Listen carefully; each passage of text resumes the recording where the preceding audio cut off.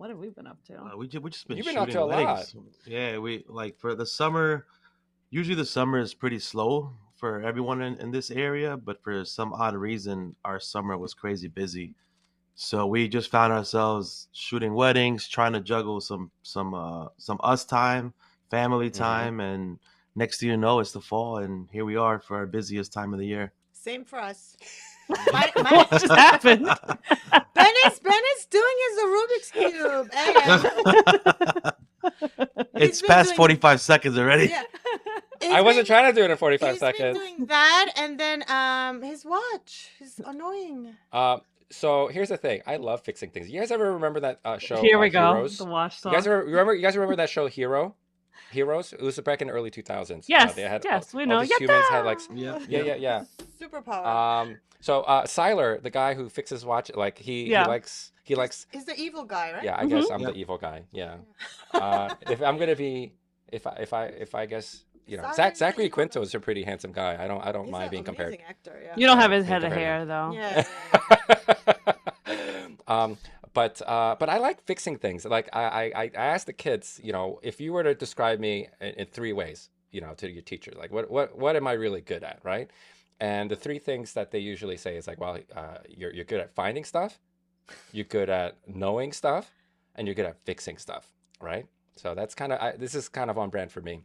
The other thing is with regards to the watch restoration thing. That's a new thing. It's within the last couple of weeks that I've been getting into it because I don't want to buy any new watches, right? Because it's an expensive hobby. So I picked up some old antique watches, and I've been restoring them to their former glory. Which you got no time for. It's not supposed to. It's not supposed to take that much time. It's just Yes, that it is. I screwed right it up now. a little bit. Yeah. But and this is why I don't have time to plan my own conference for next year. Because you're too busy fixing watches. He's a full-time watch guy now. Yeah. Call him a watch guy. We need anyway, I enjoy it. This is my me time. This is my introversion time. This is what Right. introverts do. We keep to ourselves and do these not things, really, no. right? Mhm. But you're very public, loud about it. But in any case, what did we do this past summer? Well, we went to Mexico. We got our family pictures taken. The kids are getting older. That was fun. Yeah, like we can't be like, I don't know. It would just feel weird if we had a bunch of teenagers holding our hands running through the surf. That'd be a little weird. So I think this would be the last of that, right? Aw, that's so sad. I know, but It is sad. they're We're like, old. what do we do from now on? What kind of pictures do we take now? Do we take like these kind of Sears type of photos where we're looking at the camera while emo and everything? Because I can't imagine like putting my big one on my shoulders and running through the forest. He's gonna be 15 the next time I do this. You know what I mean? So we went to Mexico. We got our photos taken by the lovely Celali Rico. We'll give her a shout out. I love my Mexican photographers. And Lali was amazing. Yeah. such a nice person, Yep. super super duper nice. So that's what we did. That's what we did. We did that for like a week, and that was it. And then we're back to work. I swear to God, I'm working. Sure. Yeah, I am working. Well, anyway, do you know who else has been very busy this past summer? Yes. Our guests. Duh. You like how I did that? On that note, would you He's like to get this- actually been busy. Actually doing work. On that note, ladies and gentlemen, are you guys ready to get this podcast started? We are ready. Let's do it.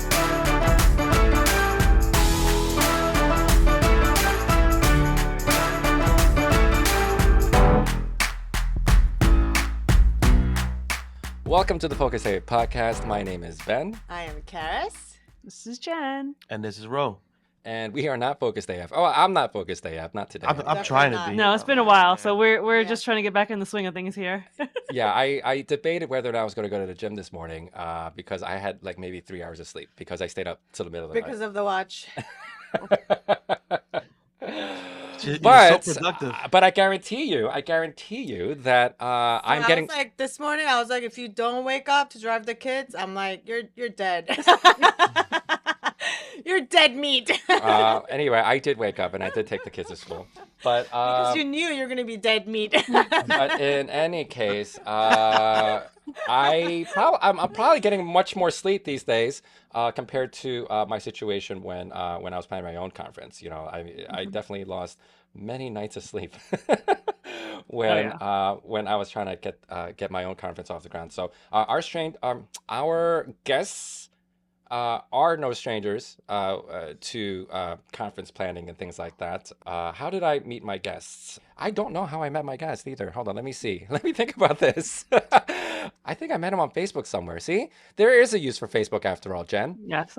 Hey, I agree with the connecting with peers and networking. I do not agree with finding your clients on Facebook. That's different. So that's why I had to make my disclaimer on my live last night that I do not get my clients through Facebook, contrary to what Jen Molina might say. Good. But in any case, yeah, and then he was gracious enough to offer me an invitation to attend his inaugural conference up in Connecticut. And then from there, we were off to the races. Turns out he was a pretty nice guy. The legend was true. And then once I got there, I got to meet his partner as well. I guess they've been unable to shake us ever since. We even got him to hang out with us. We got him. We locked him in a room with us for like an hour with no escape. When we went to He Vegas, did well. He did really well. We locked him in a room. Yeah. Even though him and another friend of ours in our little group, I think they nearly broke the entire room. But we'll get into that story in just a little bit. Anyway, guys, without further ado, I would like to introduce you guys to our good friends of the podcast, Jen and Chris from Lens and Light. Welcome to the podcast, guys. Welcome. Let's get into your introductions real quick. Let's tell us about you guys. Let's start with your solo careers before you guys met each other, right? And then, what you guys have been up to, and we'll go from there. All right. So let's start with Jen. Ladies first. All right. So I'm actually a dog photographer. Oh, that's so cool. Dog portraits behind me. Well, it was either that or that was the cover photo from the frame that you got at Target, like. So I started doing dog photography in 2017, which I think, crazy enough, is probably the same year Chris started. Before that, I was like working at a local pet store and just like taking marketing photos of dogs. So people started asking me, take pictures of their dogs. And here we are. I took that on as my full-time career when that store closed. And I've been doing that for 7 years now. So it's awesome. I love it. I host dog events as well as what kind of dog events? So I do like little dog hikes, and then we go to a dog-friendly brewery after. Aww. It's very We need to fun. do that, guys. Let's do that in Jersey. Um, I can't take one of my dogs. yes, we've tried. Yeah, he's too vocal. He loves to he loves to just bark to get attention. So we tried taking him to a few breweries, and it was a fail. Yeah, just barking. At least our dog is pretty bad in public too. She acts like she's never been let out of the house before. Like Yeah. She just bring it like when we take her out in public, she becomes this like super protective. Like anyone comes near like one of us, like she'll just go like bark and go crazy, like they're trying to attack us. I'm like, you need to calm down. Yeah. she's like she's like all of 18 pounds. Now Jen, have you always been in that? How long have you been in that educational space? Well, I have a master's in education, crazy enough, But in the industry, in the industry of conferences. Yeah, or just your own. Weren't you hosting your own workshops and things like that? No, they're not workshops. I just host dog events. I have been kind of doing events for a long time. I started doing events like in college. I would organize events for campus. I've kind of always run small events, never anything quite as big as a conference, but we work our way up. Well, I mean, dogs win the day no matter what. So, how about you, Chris? Let's hear a little bit more about your background. Where do you come from? What do you do? How did you get here? It's a question I ask myself in this podcast. How'd I get here? I don't know. I regret it very much. I on a side note, your podcast name immediately stood out to me. We're inundated with podcasts. You can look. There's so many of them, and specifically your podcast name. I was like one of those like, damn, why didn't I think of that? That was a good one. So apparently somebody else did too. It's just that we were quicker. That's all. Hey. So yeah, honestly, I grew up a huge weather nerd. That was my my space. I mean, earliest memories, I was obsessed. I like, I definitely 9, 10 years old, got a weather station for Christmas. Best present out of the Cute. lot. Best present. Like, yeah, I was so excited about setting it up. I had a journal. I would record it all, and fulfilled that passion after high school. Got my degree in meteorology, did a career that I didn't think I would do, which was behind the scenes, working with local meteorologists, the Weather Channel, Good Morning America, the Today Show. It was a really cool role. It was a really good traveling role, and I did a lot of teaching. I did a lot of software training for all the meteorologists that you see on TV that use the graphics and the software. I would go in and show them how to use it, how to best make it look good, best practices. So it's like this weird consultant software training job that continued to evolve. And then where does this come into play with a photography conference? Why I'm here? Because you're wrong 90% of the time. That's right. You are correct. And you are the first person to tell me that, too. All right. Let's get it out. Let's get it all out. When you get your degree, you put your hand over a book and say, you're going to be shamed in public for the rest of your life. Everyone's going to be mad at you. Do you accept this role? Yes, I do. So I had been taking photos kind of off the cuff my whole life of the sky. I mean, phone technology comes out, having that availability all the time. Just beyond, I remember my dad's camera, his first digital camera. We were talking about AIM before. His first digital camera was this block, and you put in floppy disks, and that was. I remember those. Yeah, Floppy you're disk? taking I what, don't like? remember this. Oh yeah, I'm sure 6 megabytes. 10 photos that. in it. Floppy disk? Floppy. I don't It was- even remember that phase. Yeah, I don't I remember think that thing camera. was like 1 megapixel or something. It was something, but at the Yeah. time you were like, it was so cool. It was like the best thing ever. So fast forward, I had a coworker in my travels that was a part-time wedding photographer. So he kind of gave me that little bit of a spark. And I had a couple wedding photographers who pursued it as a career that I went to high school with in college. So all of it kind of blended. Long story short, there was a lot, as with all of us, as our careers change and your personalities change, there's experiences you go through in life. And some of mine were being a part of a company that was bought out by another company and then bought up by another one and bought up by another one. I watched it what felt like year after year after year, and really great workers that I knew were hard workers, I saw them get laid off simply because of restructuring, which is that's a trigger word. Restructuring was I saw it all the time. So because of those experiences, though, it's actually a part of why I'm here. I was looking for more control, and the irony is that we want more control. And we say we want to be in control of our hours and our time, but you become an entrepreneur and you're working all the time. So it's just nonstop. But there's something about, being able to, you have all these great ideas and this vision and you want to just go, and you can just go for it. So I've been a wedding photographer since around that time, like Jen, since 2017, full time for the past 5 years. And I missed that teaching aspect that I used to do in my previous role. So I started doing my own class with very basics, lighting, equipment. And I had one person come. And then I did it again, and I had 2 people come. Then I did it again, and I had 4 people come. And I had this great idea of other photographers. I love seeing people who have been inspired and do have a skill set that they could teach, but maybe haven't dabbled or they're afraid to do it. So I put together this 9 instructor workshop with local photographers, and it was a 2-day workshop. And I did it twice, and it went really well. They taught a variety of topics in the photography field. Everyone's kind of personal skill set that they really liked talking about, and it went great. Jen was one of the first attendees of that conference, or of that, I shouldn't say conference, of that workshop. And she came and was a little bug in my ear and was like, "Hey, this is really awesome. I've always wanted to do something like this, but how do you feel about doing it at a bigger level?" And I told her no the first time. I was like, "There's no way."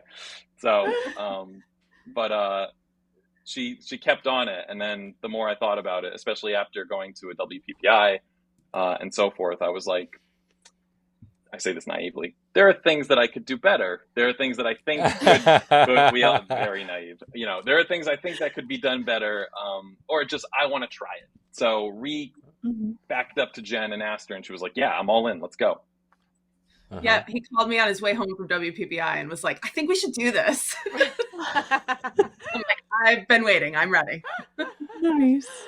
You know, the funny thing is, we presented the same things to the Molinas. Hey, I think we should do this. It's like, what's this wee business? It's you guys, Lounge. Have fun. So background, I used to work for a nonprofit, and I used to be in the development department. So we used to hold fundraisers and events and conferences, and it was like I enjoy, but it's like I know the work that goes into it, and I was like, Ben, we will be here to support you, but it's a lot, and I know how it is on the back end, and I don't want to dabble in that. And I'm sure you guys already know, like 2 years in, on how much work goes into it, and just keeping things organized and just making, and then you have just keeping like everyone the happy. fear. Just trying to keep everyone happy. You got to keep the speakers happy. You got to keep the vendors happy, sponsors happy. You got to keep the attendees happy. And there's also this, like I say, this misconception that you're swimming in profits, right? Like everyone thinks because you're throwing a conference, that you're profiting so much money off of it.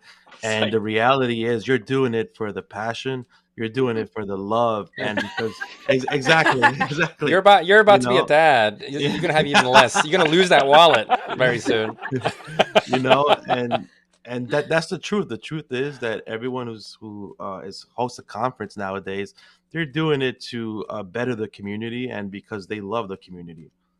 Right. Yep. And that's exactly the reason that we're doing it. There used to be a conference that was New England based, and I went a few times and absolutely loved it. Learned so much. I mean, I still use so many things that I learned there in my business now. Was it Mystic? No, it was Inspire Photo Retreats. Oh, okay. No, I heard that. Did you guys ever go to those? No, but we just knew of Mystic because it was New England based as well. Yeah, but then they relocated to the West Coast, and so when that stopped, like pre-COVID, it wasn't COVID that stopped it. It ended in, I think, 2018 was the last one. And I think the community was just really missing it. I had so many people, saying, "Oh, I wish it was coming back. When is it coming back?" And I myself was kind of just waiting around, like, all right, well, when's somebody going to do this? And then I realized nobody was going to do it. And Chris started doing it on a small scale. And I was like, all right, I think we have something here. Like he's really good at this, and he could actually be like a good business partner for this. Chris, like, compliment. Jeez, accept it. I've got you fooled.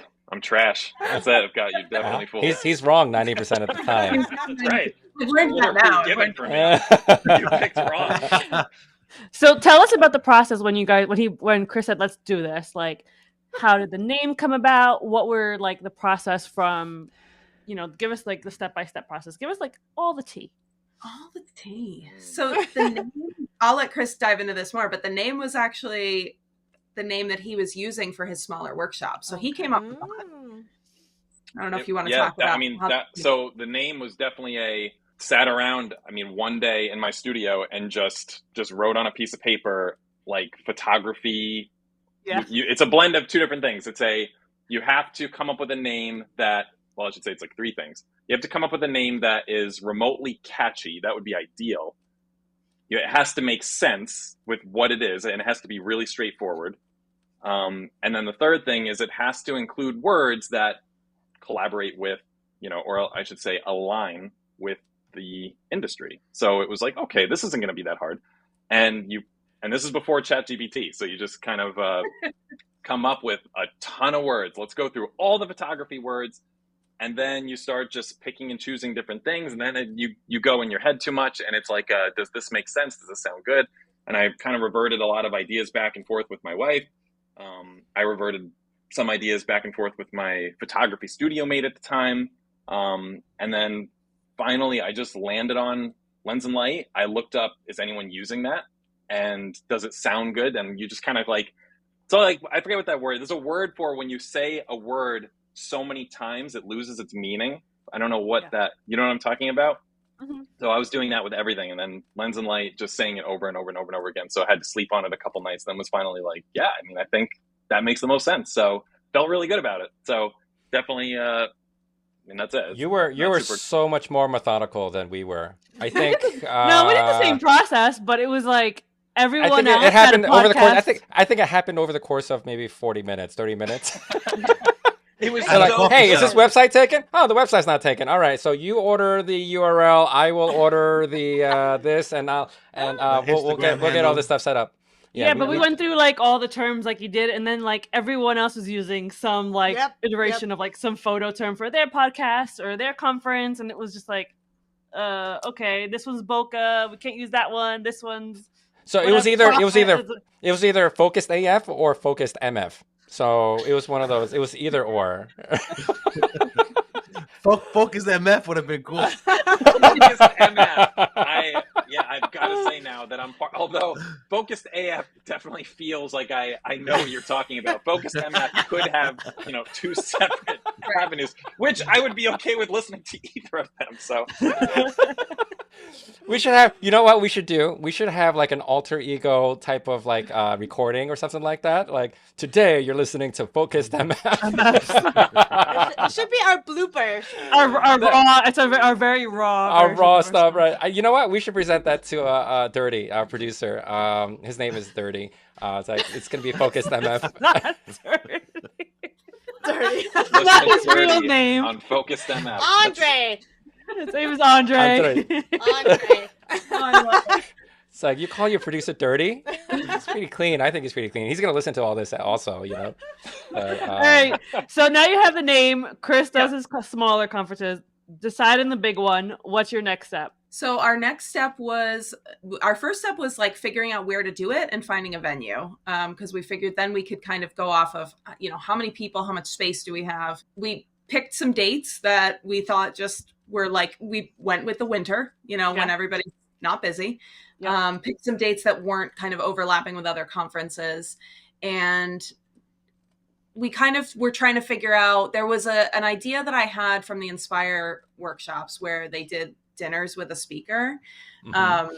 So they went out on the town and had like nice, kind of casual, intimate dinners with all the speakers. I thought that was a really great idea. I'm going to steal that too. Yeah. It was wonderful. Like it was like one of the best parts of Inspire. So I stole it from them. It's okay if you steal it. So we had thought we need to find a location that has a lot of restaurants and is kind of a nice area where people can have a variety of different, touristy experiences, I guess. Mm-hmm. Mystic is kind of our one spot in Connecticut that's like that. Yeah. It's kind of what Connecticut's known for. Like that's our one good really. Pizza. Like, you guys are known for pizza too in Mystic, no? We do. Not there's Mystic. Technically, yeah, from the movie Mystic Pizza. You are correct. You are, yep. But as far as actual good pizza, we do have really good pizza. So we do have good pizza. Most of the New Haven is kind of like the pizza capital. Yeah. They said New Haven is the pizza capital. You hear that, my fellow New Yorkers? Gonna have to try it out then. Them sound like fighting words. They sound like fighting words to me. we might be road tripping to Maine in like 2 weeks. We should stop and get pizza. Okay, let's go. Either Sally's a pizza or Modern. Those are the two. Well, we're gonna hit you up. We're gonna hit you up when we Frank Pepe's. We're gonna hit you up. So it's no Papa John's or Domino's up there. It's don't do it. There is Mystic Pizza, which Mystic is kind of famous for because there was the movie Mystic Pizza filmed. Are they good? Is it any good? Though? We went there. Yeah. Okay. If I can't remember, I can't say it was, if it was good or bad. So I'm neutral. I haven't been there in a really long time, so I don't really remember. But all right, it's kind of one of the things Mystic's known for. Yeah. So you picked the venue. That was your second step. You picked the date, picked the venue. Now you got to line up your speakers, right? And you got to line up your sponsors. What'd you do next? We did speakers first, figuring we would get sponsors once we kind of told them who our speakers were. Be specific to Jen. This is the good tea where, talk about how people envision anything that's like an organized process like this. you think about the back end and you're like, oh, it must be this very organized, professional process. And in the beginning, I mean, Jenn was our note taker. She would take notes and just literally it's just scribbled all over the place. There's probably napkins. There's probably a ton of different things. And then when we would reconvene and ask and be like, didn't we talk about this? Don't we have this down on the computer, in a Google Doc? And Jenn's like, no, it's opens up her notes and it's literally just all over the binder place. full of stuff. Perfect. We're good. As long as it's here. Listen, over the last year, now I have a specific Lens and Light notebook, which is at least we're making progress. You got to use the merch that didn't get distributed. Chris literally never has paper, so he'll be like, "Can I just have a sheet from your notebook?" And then it gets lost. So just give them the whole notebook. You know how many Focus Day Have notebooks we have? We have a lot of Focus Day Have notebooks too. If you guys want to get some Focus Day Have notebooks, we got merch to give away. I'm all about it. Yeah. So you got your speakers. So how your speaker selection? How did you go about picking your speakers and things like that? Well, I think even before we started that, we had a lot of conversations about what we wanted our conference to be focused on. That was the hardest part. That was the hardest part, and we had a lot of conversations about that before we kind of settled on, what we're doing now. A lot of conferences tend to be wedding and portrait photographer focused, and we wanted it to be a little more than that. We have a lot of friends that are in the commercial industry, and a lot of friends that are kind of just in different niches. It's not specifically wedding and portrait. I mean, I'm a dog photographer. I guess I'm technically a portrait photographer, but it's a little bit different. My uncle is a nighttime landscape photographer. He photographs lighthouses at night. It's not wedding or portrait. We have a good amount of friends doing commercial work. So we talked a lot about how to bring the whole community together in a way that made sense.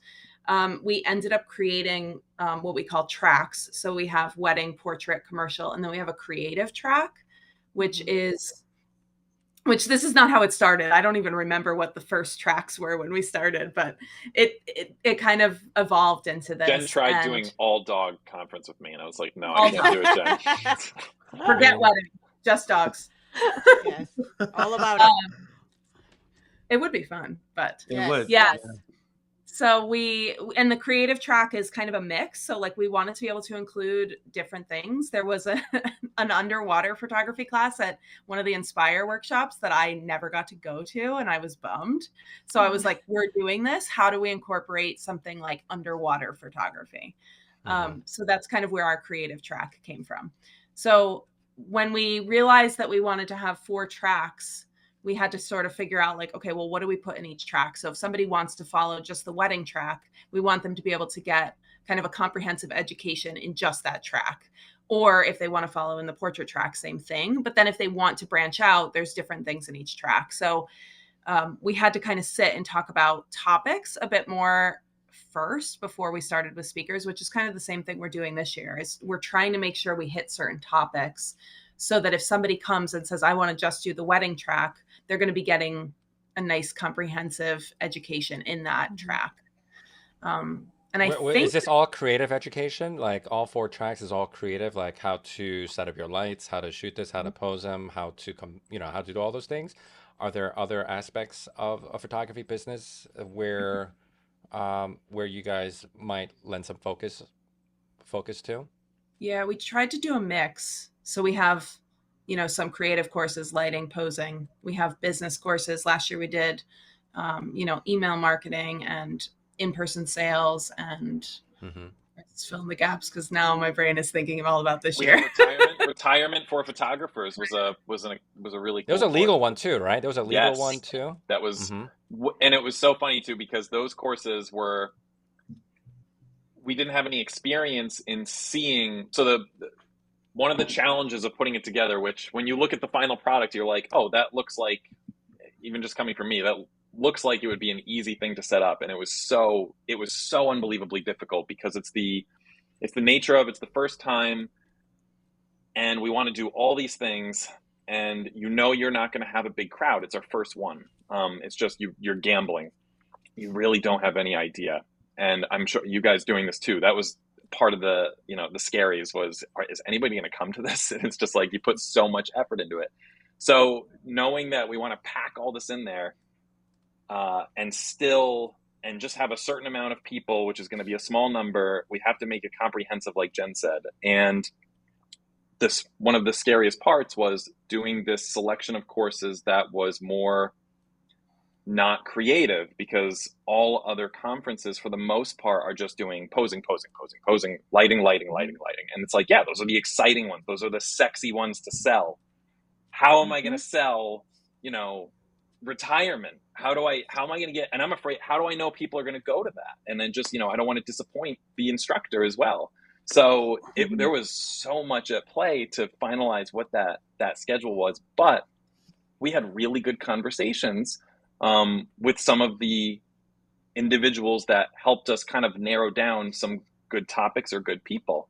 And Garrett Ward was highly recommended as our, he's really got this passion for retirement, and he has this really good story, and how he changed his life all around, and he's in the business. So it was like, that's enough for me, especially when I heard his story. So we just have to figure out a way to get it across to people. It's still a risk no matter what.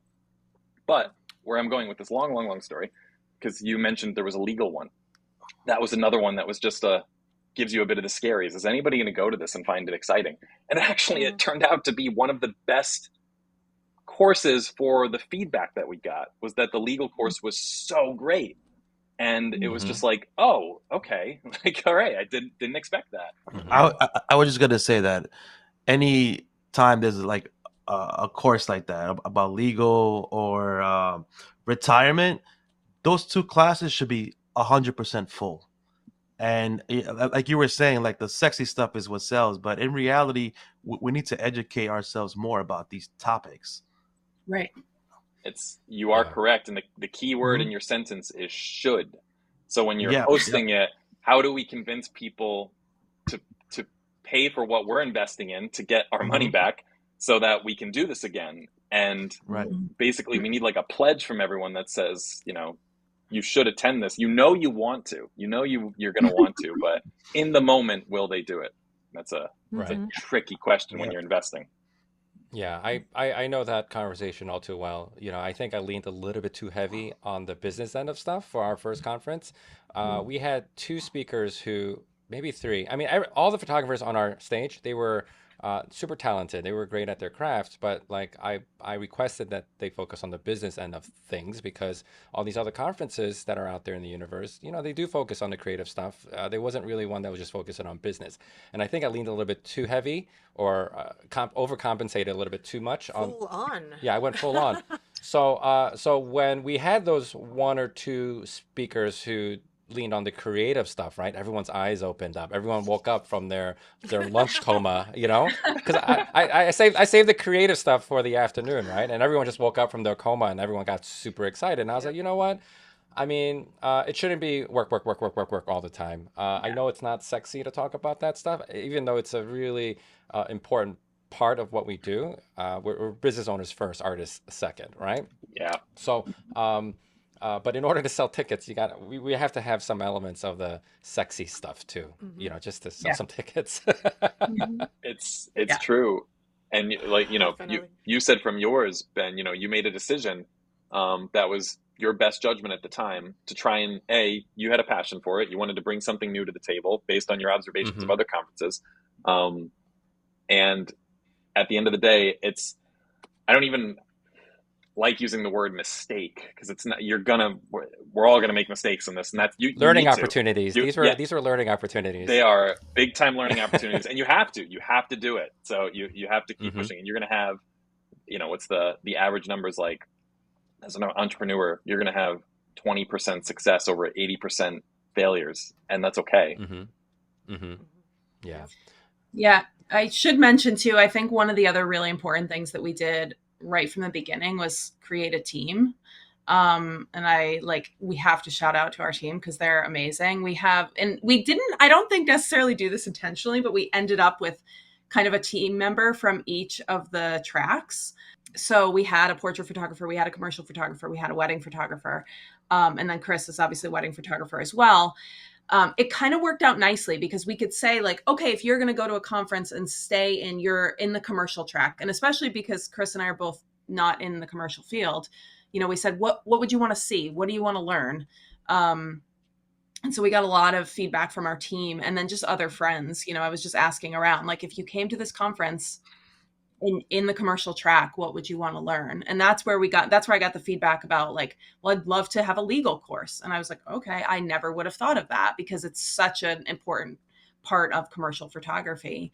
And so, I think that was one of the important things for us was kind of like speaking to our community and working with a team where we had some, kind of extra feedback from them on what they'd want to see, what's exciting to you, what kind of things do you want to learn? It's not a 2-man job, even though Chris and I are in the trenches a lot. We have a really good team around us, so have to give them a shout. Awesome. Born a committee that we're very grateful for that, provided, any time that they could to simply step in, and we hosted a few meetings during the year to just put kind of minds in different fields together and make sure that we're all making the best choices at what information is in front of us to provide a really cool conference. So, and that without them, we wouldn't have been able to have a successful conference. There's no way. Yeah. We should have a team for next one. What next one? next one? What? Hey, we were your behind the scenes committee. Yes. So it was for you have a committee. That's all we had. It was a 4 months, and then my VA. That was it. And then I recruited our PPS team, our associate team, photographers. Yep. So we had some local friends. We had some local friends volunteer their time, so we were very grateful for our local friends who volunteered their time. So. Yeah. So, but I think we should make it more official next time, instead of like scrambling. It was sort of like jumping out of a plane, trying to build a parachute on the way down. You did it like that. You jumped in. That's the only way you jumped learn. alone. Yeah, I jumped alone actually. You just jumped off and dragged all of us with you. 95% of the reason I'm here is for Karis's commentary. Like that's it. Yeah. That is. This is the best place to be. Yeah. And I mean, don't get us wrong. It felt like we were doing the same exact thing last year, pretty much the whole time. We were just like, I don't know, let's just try something. Let's see how it works. Like, you guys were definitely more structured and planned. Yep. Yeah, we were Hot Mess Express, but even though it didn't seem like it, but it did not. From being genuinely honest, from the outside looking into. Because I knew a few people that went to yours and I saw what they posted. I saw what you guys posted and I just, watching from the outside, it was definitely damn, they got their shit together. Like it was it looked great. So it definitely did. So it was funny it's when a you and I have a relief to hear conversation about it, Ben. It was like, oh, I'm glad that we're kind of on the same page here. So. Yeah, it's a relief to hear, but again, it turned out well. It turned out well. Yeah, and yours was on a smaller scale. Yeah, it so was you very can't really intimate. Compared to like yours, big. Chris and Jen's is like massive, like big, way bigger. No, we had the same attendees. We had the same number of attendees. No, it had nothing about to do with the attendees. It has to do with the amount of speakers, the amount of days, the events that they put into it. Oh, that way, yeah. And the vibe and the mood that we were going for was a little. Everyone was asking about the next one before they were left that one. So right. I mean, that's great. That's a great feeling. Mm-hmm. Mm-hmm. I'll have some more. I need more sponsors. That's what it is. We need some more money. We need more money. All right, so let's get into that aspect of hosting a conference and like. Yeah, the having myths, to get sponsors, how that process is, and it's not as easy as just calling up Nikon or like whoever and being like, "Hey, do you want to sponsor us?" And what is the process for kind of getting sponsors? Yeah. Was there a lot of cold emailing? Was there a lot of cold emailing? There was a lot of everything. So that is its own job, getting sponsors for sure. And you guys know that. It's anytime you're switching from a B2C mindset to a B2B, and you learn quickly. And I had some experience in this, and Jenn did a great job because she really did handle a lot of the sponsorships. And it's just a different world. They don't sponsorships. When you talk to a different company, they don't need nor want any of the fluff conversation. They want to get right to the point. Metrics, how is this going to help me? When you even get to that point of conversation, then, you know, hearing the passion about why you're doing it and stuff, that's important too.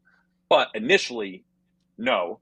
And on the B2C side, that's up front, the passion portion of it and why, you know, it'd be interesting to come. So it's two different mindsets entirely, first of all, and who you're talking to.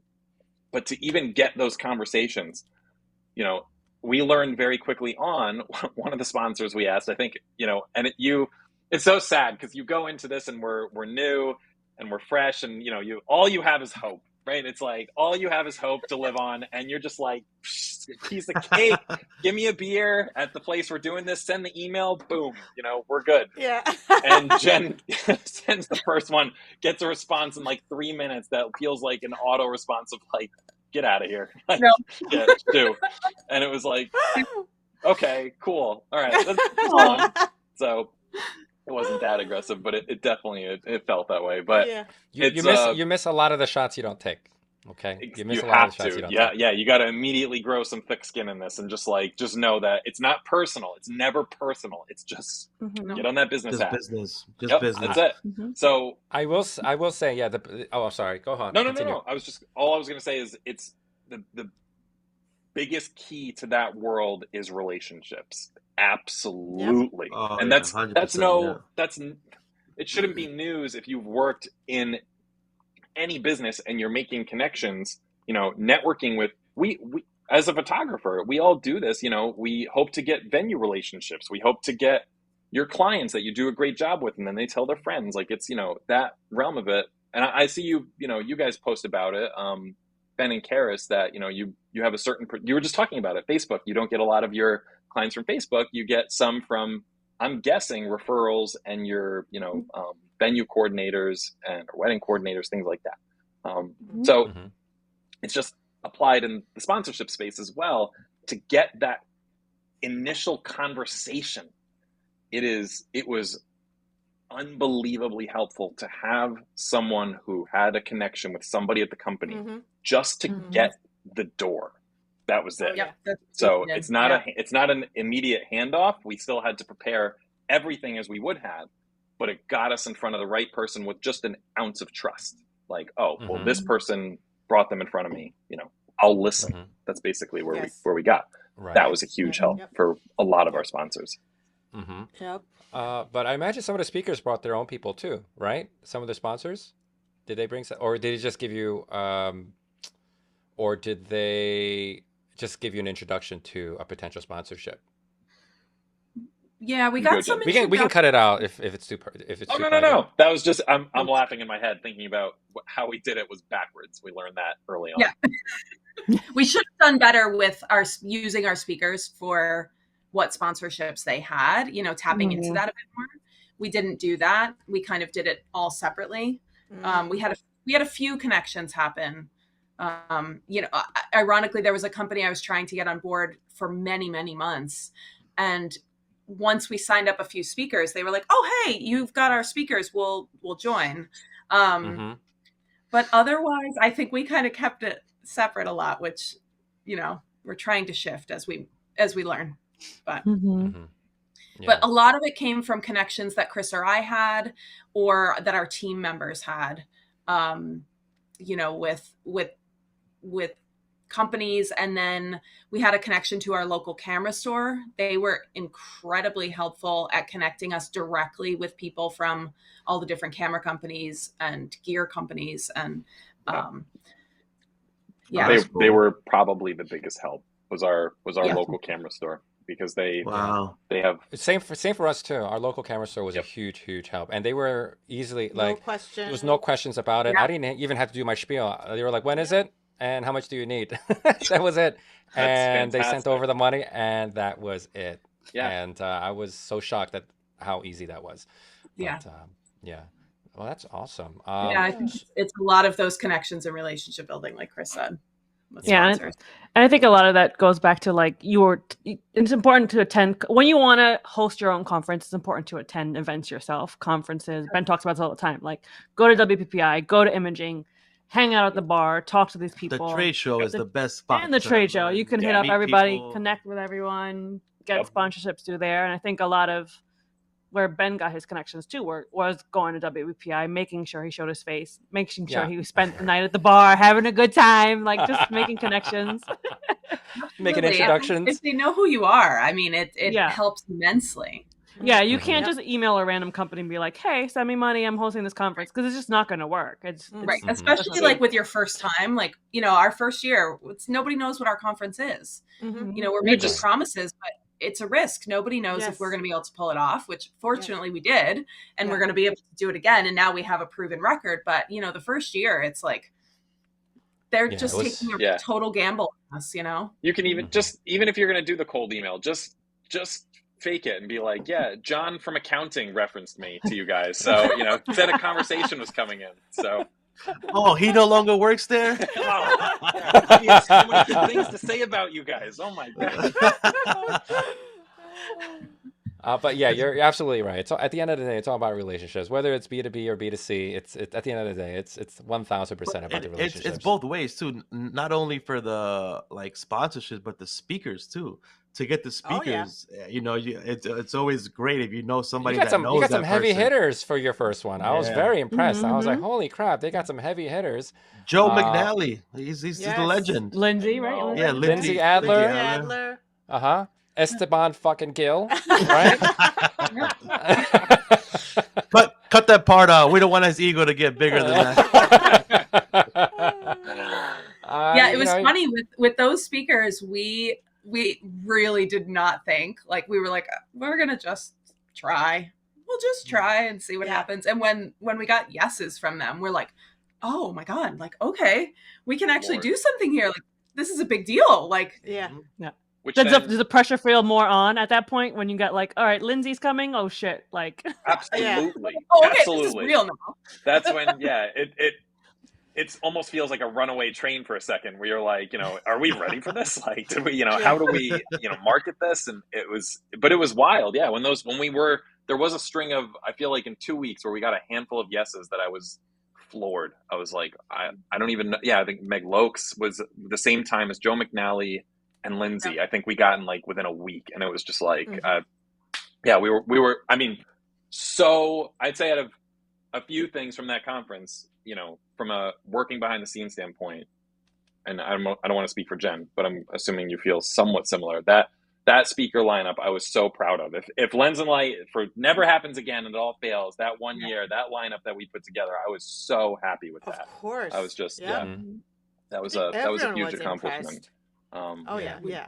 Out of that. And the second next biggest year, accomplishment was getting Ben Lau on stage, just asking him cold, hey, can you come to the conference? I think I waited 30 minutes and was like, also, just FYI, we need a MC for MC. for our. You picked for the our- worst person. such a mistake. Such a I was mistake. I was on the C list. A and B, they couldn't make it. No, so No, you were Oh, the I only one saw- we asked. I saw little snippets of you guys, and I listened to a few things that you did in our conversation. And I know you had done some things with Rising Tide. I had talked to Wendy Zook about you, and she loved you. And then it all kind of lined up real quick. And I was like, I think I can envision this. So I threw a. I even learned some. I learned some Portuguese just to show off my talents and with some of the guests and things. It There was you good. go. It was the good stuff. It was the good stuff, Melinas. It was the Oh, good God. stuff. You're I know, roasting. I'm sad. I'm sad to. I was have roasting missed it. Actually, I was roasting Ben all the. was roasting all the speakers. It was awesome. It was exactly what I hoped for. It was. Yeah, I was picking on everyone a little bit. The introvert was picking on people? No Yes. way. Yes, No totally. way. But next year, you can pay Scott Robert Lemon muffins. He'll take it, I think. I want you and Scott Robert Lim on the stage together. Make it happen. Lens of Light, make it happen. Make it happen. Write it down. They said the Melinas have said that because I mean Scott Robert Lim, he's been around a lot longer than I have. They're saying like, hey, listen, in an X amount of years time, you're going to look like Scott Robert Lim, which I'm not sure if it's like a thinly veiled racist comment or not. Right. But they're like, they're like, yeah, you guys would be, this is your future, Ben. You're going to be the next Scott Robert Lim. Yes. We're going to buy you a toupee to do the same hair that he has. A little comb over, a little. Really cool hair. Yeah. He's got style. Yeah. So you know what? I promise if I make it, I'm gonna wear my red turtleneck. That's what I'll do. No. Paris, do not let him pack that turtleneck. I look like We'll burn it now. I'm trying to be in season, Try not to look like a pervert.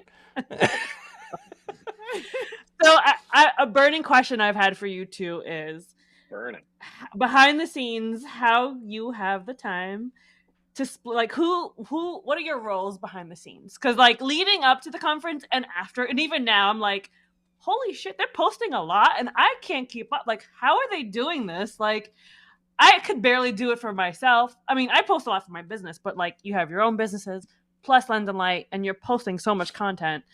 Tell us how the roles behind the scene on like running the conference, who does what, all that good stuff. Well, Chris is the social media king.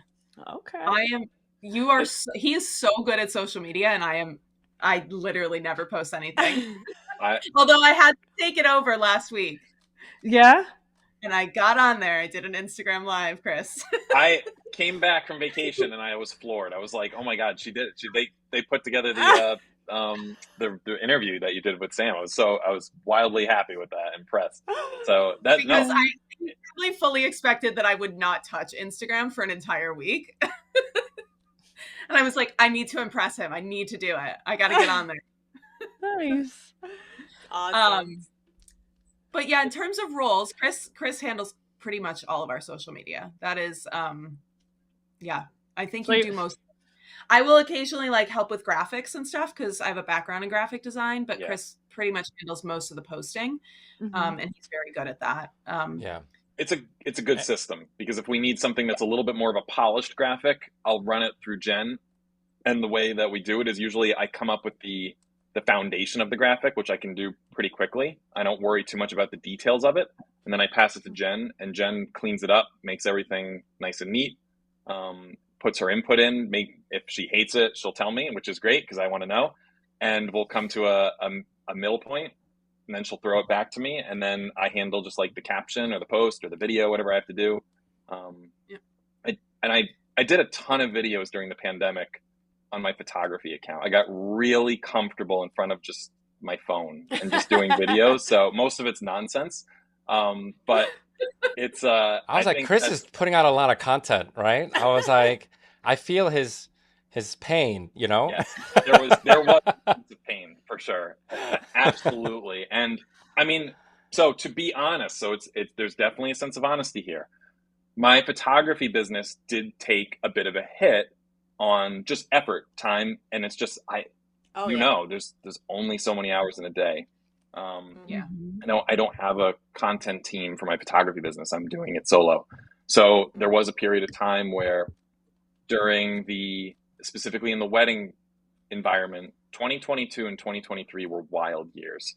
I mean, I barely had to do any marketing, and leads would just come in. And that's not a flex. It's just more of that's what we heard from a lot of people is that, all of us, new wedding photographer joining the business, put up a website and throw out just some Instagram content. You probably would get a lead at least. There was just not enough photographers seemingly for how many weddings were happening. Ben shaking his head, Karis.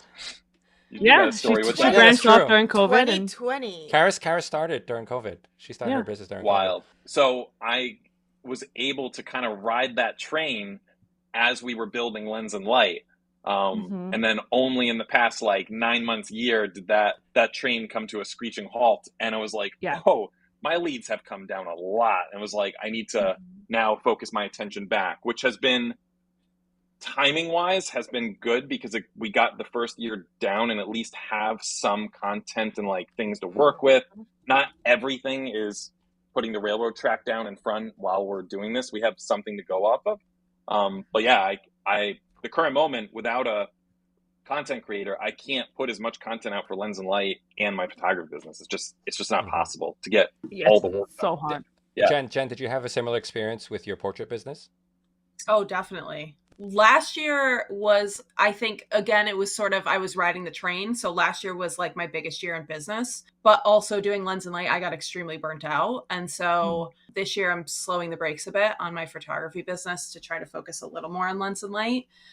And yeah, it's tough because I mean, right now for Chris and I, like all of our income is coming from our photography businesses. Like it's not coming from Lens and Light yet. Hopefully it will at some point, but you know, you can, we're still in year 2 of the business. So it's, you know, it's still new enough.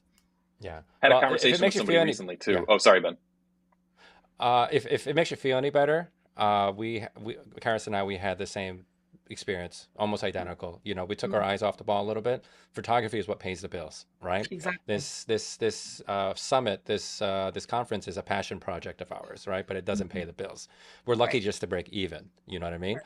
So we took our eyes off the ball a little bit, and like you said, 22 and 23, those were amazing years for us and our businesses, and we had to do very little to get a lot of work, right? I wouldn't say we slowed down to a screeching halt exactly, but it did slow down considerably because, you know, again, like what you said, there are only so many hours in a day.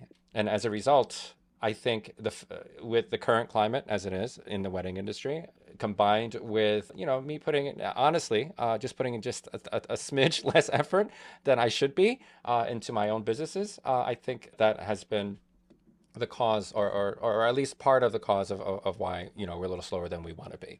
I think everybody eternally we're looking to find that balance, right? I mean, it's something or another is always going to try to pull you away from your business. And there's only so many years that you can invest fully in just focusing on your business. So, and that's part of the reason why, you know, I'm still like, I'm still like 80% sure I'm going to do another conference, right? I was licking my wounds for a little while because it took a lot out of me to put this thing together, right? So, but if I'm going to do it again, these were all teachable moments. I learned a lot. I know how to make it better for next time. So if I do it next time, and I'm pretty sure I will, I just don't know. I don't know if it's going to be next year or the following year. But when I do it again, I know what I have to do to not, you know, jeopardize all the other things I have going on. Yeah, it's a big learning process to figure out how to balance it. Yeah, and then Chris, you're about to be a dad too. Woo, that's going to be another plate that you got spinning in the air too. Yep. So opening day, Lens and Light, February 2025. Just going to be holding my child up like this and say, if there's not a Simba moment, I'm going to be so disappointed. In the background, and then that's all you're going to see from me. I'm going to say, Jen's got it from here. Peace out. She did. So, it's hard to, you know, I've asked a lot of advice on different things, but it's no matter what, it's hard to know what that's going to be like until we have a routine and start, you know, Kelly and I, my wife, you know, start dealing with that. So it'll be now. That's my advice to you. Sleep now. I think about it every night. I'm like, I take this for granted. I know I do. So but everyone tells me it's going to be fine. So it's going to be good. So when I started this journey, I had hair. So, I mean. Oh, Chris, now you got watches. So. It's all good. So there's no on the Lens and Light realm, and also on what you just said, Ben, that you're 80% sure you're going to do it again.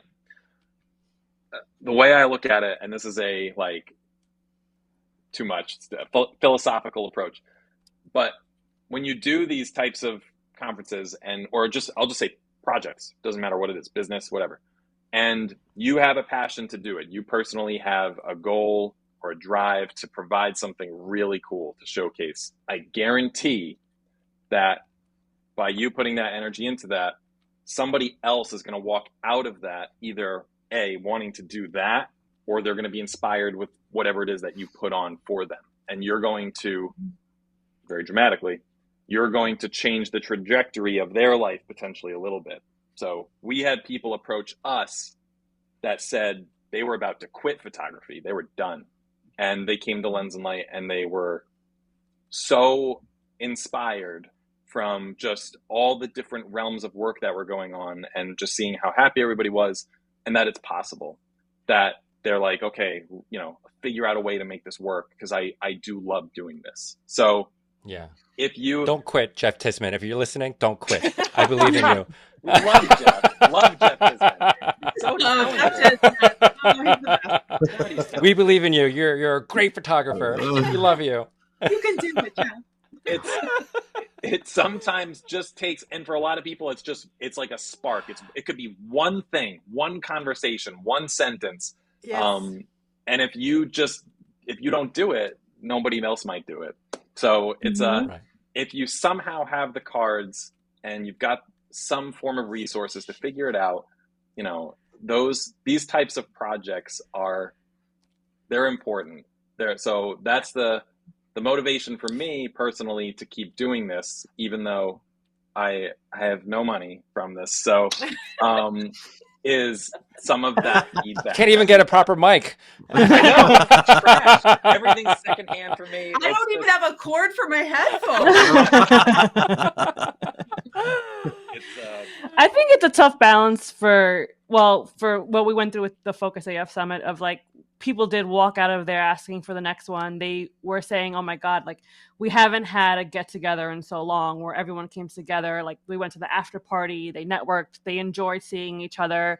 This was also post COVID. No one really threw any hangouts for a few years. So there was a craving for it afterwards. And I think it's finding a balance of like, I want to fulfill that for them, which is what's Ben's passion, but then also like personal life. He knows now what it is behind the scenes, and like, do I want to go through that again? Or like, it's like a back and forth for sure. Because the thing, Chris, the reason why I'm 80%, I'm not 100%, is because the thing is, you can't pour from an empty cup, right? You give yourself, you give 100% absolutely. of yourself to the community. But the thing is, if you give all yourself to others, you have nothing left for yourself. Right. And it's selfless. It's very noble. But the thing is, at the end of the day, you still need to keep a little bit for yourself. You got to be a little selfish. You got to be a little selfish sometimes. Yeah, you can't. I 100% agree with that. You've got to get yourself in order to provide something like that, to do a charitable contribution in whatever way that it is. That's only for you to figure out. Mm-hmm. Was your second Lens and Light ever like? Did you ever like doubt, or maybe like we should put a pause on it? Was there ever a doubt that the second one was going to happen or not happen? Chris, I don't know about you, but so we had already picked dates for the second one before the first one happened, because we thought if we better announce this at the end of the first one, because the excitement was so great. Like we were, I think even during the conference, Chris, actively changing the dates of, during the first Lens and Light Summit, we were like flip-flopping dates for next year. And we were like in the hotel, telling the hotel, we have to switch it to this week based on feedback from our community. Yeah. Like, and then on the last day, we're like, okay, so wait, we're doing it these dates. Let's announce it real quick. But we knew that, it was crazy. But the excitement was so, the energy in that room was so great that we're like, we need to maintain this momentum and keep this going. And I think we just felt like there's something so special here that we absolutely have to continue this. And I think sometimes it's hard to see that. Like, I had been to conferences before, so I knew what that energy was. But even like Steve, one of our team members, hadn't really been to a photography conference before. And he came up to me the night of the Time Travelers Ball that we did. And he was like, I get it now. I totally understand why you wanted to do this. And I'm all in. Like, this is amazing. So Chris, I don't know what your take on it was, but I had no doubt that we were going to do it again. We were totally broke. I wanted to quit. I was ready to leave Jenn with this and say good luck. I saw him in Vegas the follling week. He looked like a defeated man. That's why I bought him breakfast. I was like, lay it on me. No. It was a very similar feeling. We were like 80, at least I was like 80% sure before the conference, even up to the day. And then as it went on by that last day, that turned into 100 for sure. There's just so much energy in this room. It was like, and heard so many personal stories at that point, which I didn't even get nearly all of them, but I had good conversations from different people and they were all positive. So it was just it was just like, we can't let this, disappear. We have to figure out a way to at least do this a second time. And if we can't get our marbles and well, I said on a conference call many years ago with like the CEO of the company we were with, it was embarrassing. Ducks in a row is the phrase. And I said marbles in a row, which is that's nothing. And like, as I'm talking and giving I'm nervous about my pitch, my coworkers, which are great friends, were like messaging me, you idiot, you said all these things. So I'm seeing it pop up on the screen and I was like, awesome. So marbles in a row. I just say that from now on. My marbles in a row, if we get the business perspective, if we can make it work, and that's the biggest question, right? That's what it comes down to is, can you make this a feasible business? Is it more of a nonprofit in your mind, or is it something you want to continue and make a profit off of? And then how do you go about it? But you can't take a loss, multiple years in a row. It's not a thing. So yeah, I made just enough money to take my wife out to like a Red Lobster. I think that was nice. What Red Lobster? What? Okay. Karis totally gotten that Red Lobster. All right, it was a thought today. It was a thought today. It was a thought today. Hey, we Karis made enough took money you to out. go out to pho. Yeah, I took you out. Karis is like, no it's not a drinks, big money man. maker. None. This is No drinks. water only. Water, that's it. Free water. All right. So, what are you most excited about for this upcoming, second iteration of this thing? Like, what are you guys doing differently? What are some new things that you guys are bringing to the table? Putting you next to Scott. That's it. Yeah.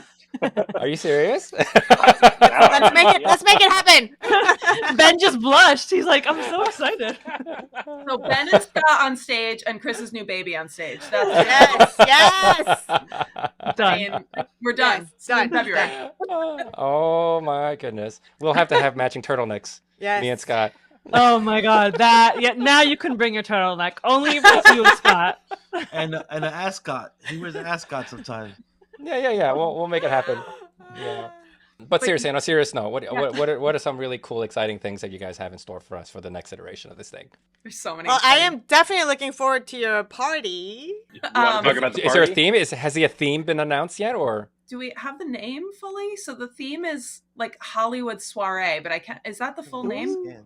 It's Hollywood Soiree. It'll be, if anything, a very slight adjustment from that. But some iteration of that. But we actually, I mean, this kind of came from the community. We got a lot of feedback that people wanted to learn more about video, how to incorporate video in social media, how to incorporate it in their sessions. So video for photographers is something we are embracing for next year. So we are actually doing a big focus on like a cinematic focus for the whole entire conference. So we've added video courses. We are making our vendor room larger with more photo bays.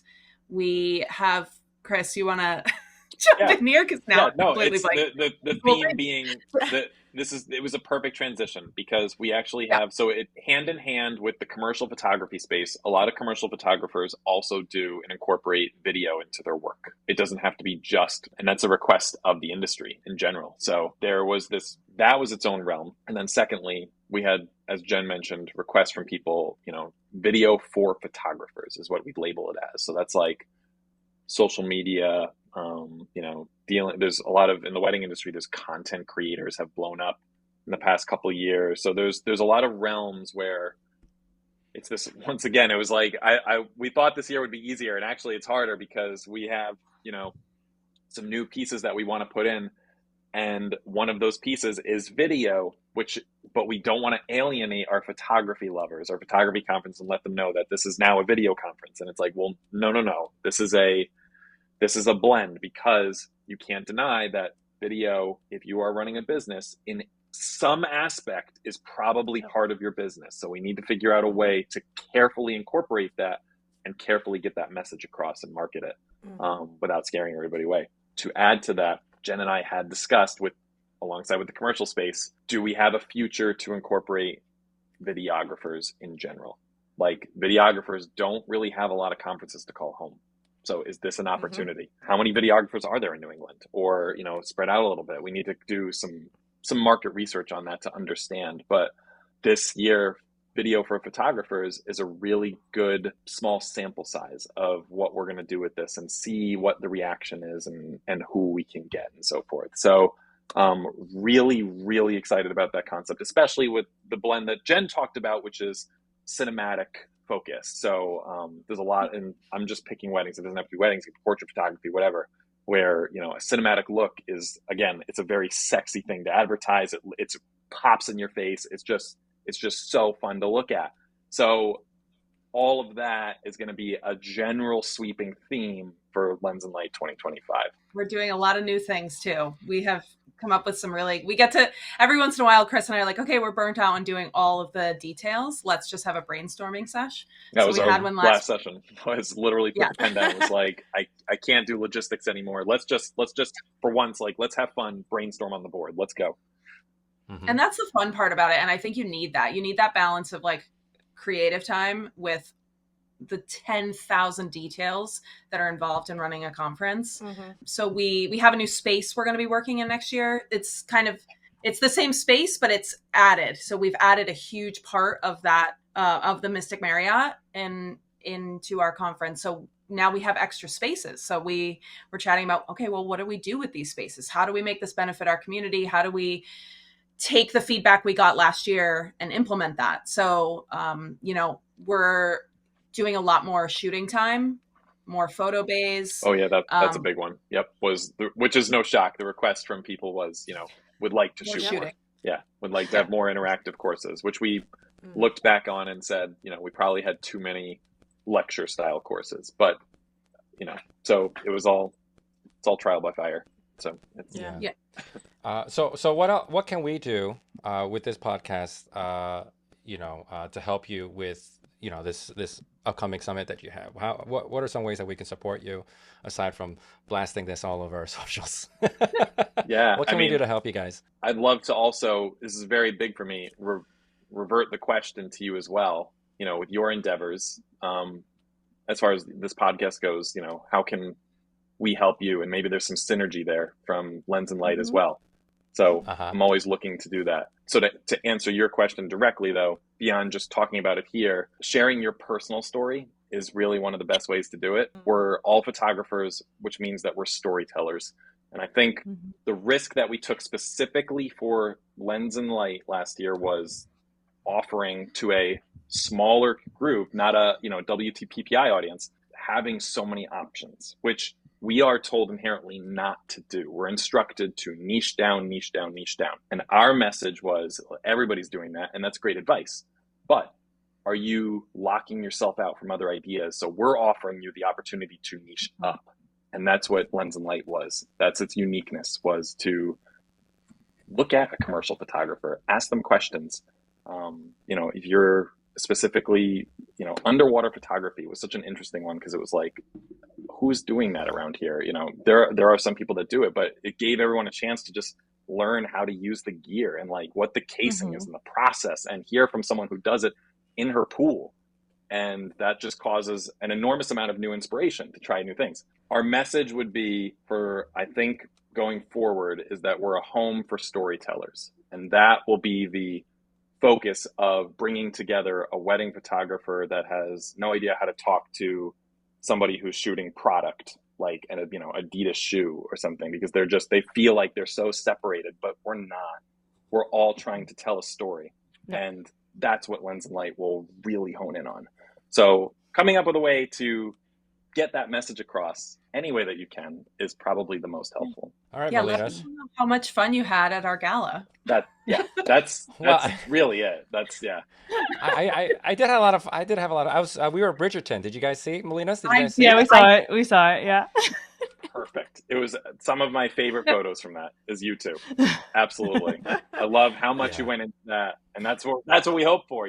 That was another risk too. It was like offering this giant party where you dress up, but you don't have a lot of time. So it was like, is everybody going to dress up, or is this just going to be like people just showing up? Right. And I was blown away how much the creative community loves to do things like this. So it was so freaking cool to see you two dressed up like that. Yeah. Melinas, any questions? Anything you'd like to no, ask? I think what we'd love to just give us drop the dates where people can find you for next year. Yeah, this is your chance Your to self-promo do a quick time. plug, a little quick plug. So February 24th to 27th, 2005. 2005, 2025. Geez. No one caught that. None of us caught it. Actually, Going back in time for this one. I said it. I'm like, We're gonna post. We're gonna share this on our LJ. We're gonna share this on our LJ. 2025, Mystic Marriott in Connecticut, and you can find us at lensandlightct.com. On Facebook and Instagram, we are at Lens and Light Events. We share a lot. We have a really great social media manager, Chris. There you go, Chris. I do a lot with our email list. So the email list is very active as well. Like join us if you're just curious and want to learn more, come see what we're about. We also host events throughout the year. So that's something we started in 2024. So after the conference ended, we had people, I'm not kidding, like 2 weeks later, like, when is the next Lens and Light event? And we were like, well, there's a summit next year, but maybe we should do some more things. So yeah. We asked people, what do you want to do? So we've done 2 networking events where people just gathered and got together. We did our launch party, and we have started doing photo walks. So we have an upcoming photo walk this Wednesday, the 11th, at one of our speakers is hosting it at her studio. So it's called Spotlight and Story, which is going to be based on personal branding and headshots. We've done a wedding photo walk at Yale with Esteban. And then we have a commercial photo walk in October with Steve Walter, who's going to be talking. He's going to be, of course, basing it on pickleball, if you guys don't know Steve. But using pickleball as an avenue to showcase lifestyle and product photography for the commercial field. So, Nice. So we're trying to embrace our different tracks and our different, niches that we have as part of our community, and create events throughout the year, and culminating in the big summit in February. So the February summit will be there, but we also are very active throughout the year, really trying to just create the space for photographers to get together and network and grow their business, be inspired. That's what I was telling you after Focus AF. Let's host smaller meetups. Let's do a photo walk. Let's do a photo walk. Let's do a photo walk. I think you need that too to kind of get you jazzed up to do the next one, because you've been talking a lot to educators, but not really hitting the ground running with like people who want to learn, and like, so let's start doing these meetups and like, yeah. I think that'll get you jazzed up again. Yep. We'll do pupusas. I told you the go-kart would have been nice to go to. The go-karts in Edison. Hey man, it's expensive, yo. No, breweries. Let's go to a brewery. Oh, a brewery. Nice. Yeah, We do breweries. It's easy. Breweries are great. Let's go get drunk and go shoot. I think people will be down for that. We were not carrying you out again from any drinking. Yeah, that was fun. Yeah. Well, anyway, I hope you guys are feeling inspired. For our listeners, you guys are feeling inspired. You guys are super excited. I know that during the pandemic, we didn't have too many opportunities to kind of meet our peers and network. I mean, that's such a such a key part in what we do, and it's such a key part of your success, no matter what market you're in. And these conferences, these workshops are a great opportunity to kind of take care of that problem, if you want to call it that. So I hope to see you guys at Lens and Light. We hope so too. I'll have my red turtleneck ready. Yeah. Hopefully we'll see you guys there. But on that note, you guys focused AF? Yeah, we are. I have to be. I have to go to a shoot in a little while. Yeah. So. No. So I wish we could talk forever, and I'm sure I can talk forever, but it's a good thing that we're having a hard stop, right about now. So, but guys, Jen and Chris, thank you so much for hanging out with us. Thank you for having me. Thank you for having us It was and our having this pleasure. conversation. Of course, and best of luck to you guys on this next chapter, this next big thing that you guys are doing, and all the best to you guys. Yes. Thank you. Thank you. Thank you. So for more bloopers, highlights, and behind the scenes, you guys can check all that stuff out at focused.af on Instagram. Our website has still not been updated. That's fine. But you all don't need to go there anyway. No. But you can find us on Spotify, Apple, wherever you download fine podcasts. But on that note, you guys focused AF? We are. All right. So and thank you all. also you can find us on YouTube. Okay. Oh, yeah. All right, we're on YouTube too. All right. So anyway, guys, thank you all so much for hanging out with us. We'll see you guys on the next one. Adios. Adios. Bye. Bye. Thank you. Focused AF is a fun, business-focused podcast for wedding creatives. Co-hosted by award-winning husband and wife wedding photography teams Ben and Karis and Jenn Ro, where we help fellow wedding creatives with their sales and marketing. With laid-back conversations and real talk with some of our most favorite people in the universe. And with that being said, are you focused AF? I am Focused AF today. We are Focused AF. I think I might be Focused AF. Welcome to the Focused AF podcast.